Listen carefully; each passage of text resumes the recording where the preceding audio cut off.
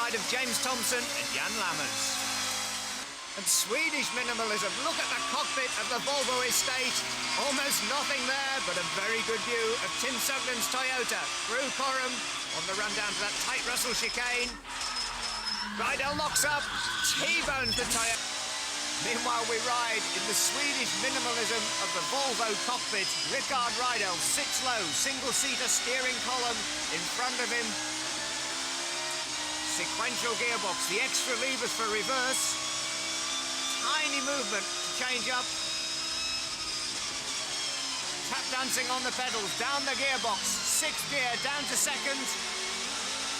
Now you'll see him pull the lever back to change up again, out of the hairpin. Heading up towards the start-finish line. His left foot not using the clutch pedal. It's braced against the floor to keep him firmly in that seat. Down the two gears, down through Duffer's Dip. Driver's eye view, sitting very low indeed in the Volvo station wagon. Now just watch the chicane. You point the car at the fresh air. And the cars behind have real problems too. Riding with Rickard Rydell in his Volvo. Through Old Hall. All of a sudden, Clelland gets out of shape. Which way do you go? He hits the back of Bailey's Toyota. Just look at that. And if that wasn't enough, Rydell's now really getting a hard time from young James Thompson in his privately entered Peugeot on the right. That is a first corner action. This time riding with Rickard Rydell in the Volvo. Tim Sugden, Julian Bailey and Jeff Allen, three abreast. There's John Cleland's Blue Cavalier peering round the roll cage. Tyre smoke blinding everyone on the run into Beckett. It's a Renault pulling off. It's Tim Harvey out of the reckoning. Gabriele Tarquini then leads the second of two races at Silverstone.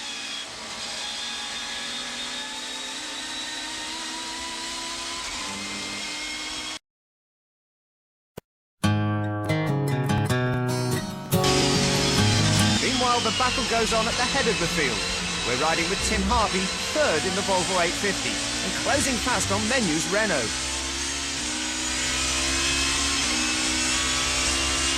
Up to the maximum of 8,500 RPM in the howling five-cylinder Volvo, and past Menu, up to second behind John Cleland. From Tim Harvey's Volvo. Harvey tries to sell him a dummy, switches to the inside. But James Thompson is proving a master at keeping the door closed.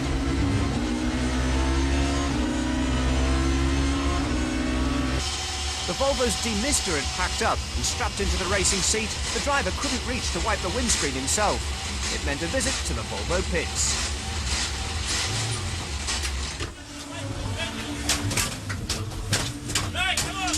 Frantic work by the mechanics with team boss Tom Walkinshaw shouting encouragement before he walks away in disgust on the right side of our screen. Sorry? But the problems continue. The car is already steaming up again. The mechanics are forced to open the window to let the air go through.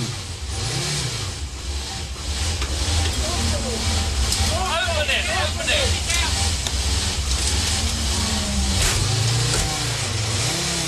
Rydell rejoins, but time lost has lost him the race.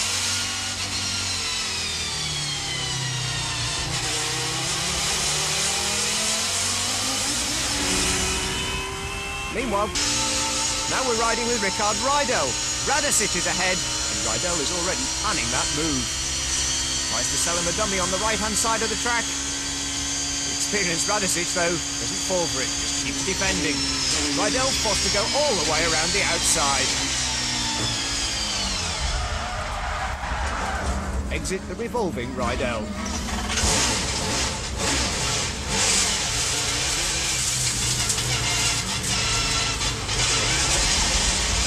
The Volvo bumps over the curbs. He's back on the track, but half a lap down. The door. Sugden on the right. Into Allard, the right-hander. Johnny Cicotto goes through in the BMW. That's Simone's Alfa Romeo. Wonderful shot, just look at it. Real action. There's Matthew Neal Neil's Ford Mondeo. Harvey's trying to go through. Oi, he clips the Ford and it disappears. So now we know what happened to Matthew Neil.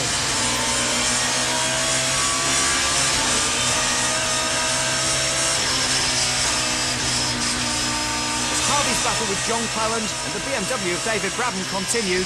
Just watch the tyre distortion on the wheel rim as the big Volvo's Dunlops battle against the side loads at 150 miles an hour.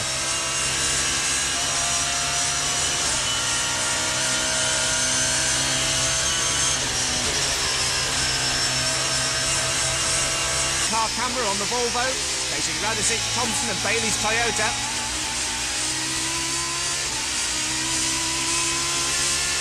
Out of Coppice corner, up to maximum speed, and that is Kelvin Burt's Mondeo alongside. Inches apart at 150 miles an hour into the S's. And watch the sparks fly at the chicane.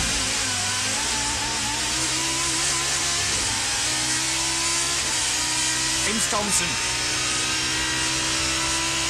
Tries a move at Redgate corner, but watch out too for Kelvin Burt.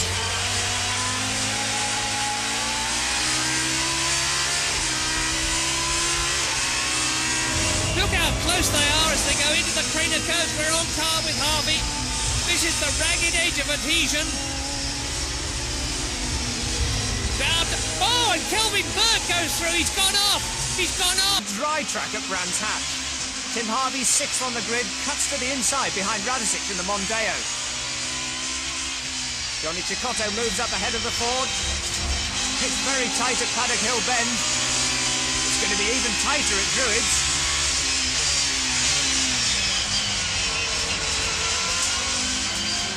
Harvey takes the wide line out, tries to get down the inside at Graham Hill Bend.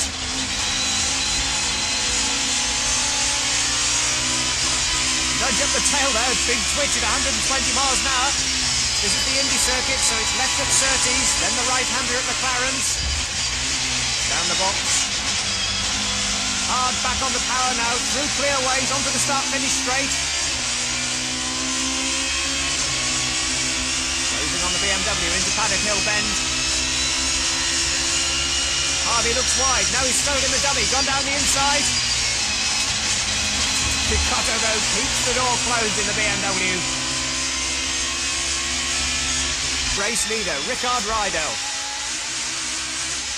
Into the bomb hole.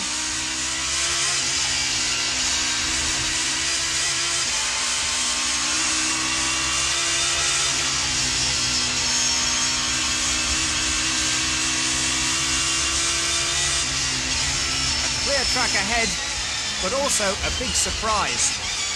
Both for Rickard Rydell and for the marshals at Rich's corner, who's going to arrive there with no brakes.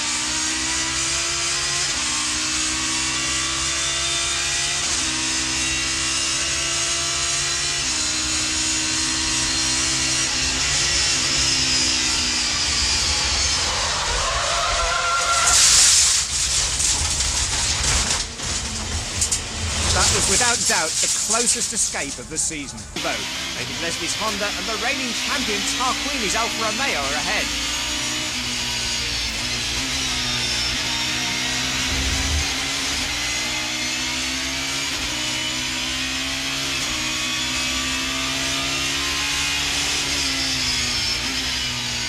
Tarquini missed half of the season of this year's British Championship, but even the Italians' talent can't get the Alfa further up the field.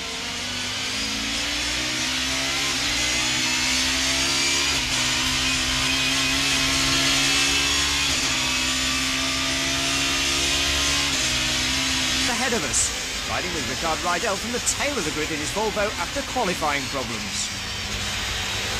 That's Tim Sugden spinning off and damage to Tarquini's Alfa Romeo. Matthew Neil doing very well to stay out of trouble. Paul Radicic in the works Mondeos behind him. And look at that tyre smoke.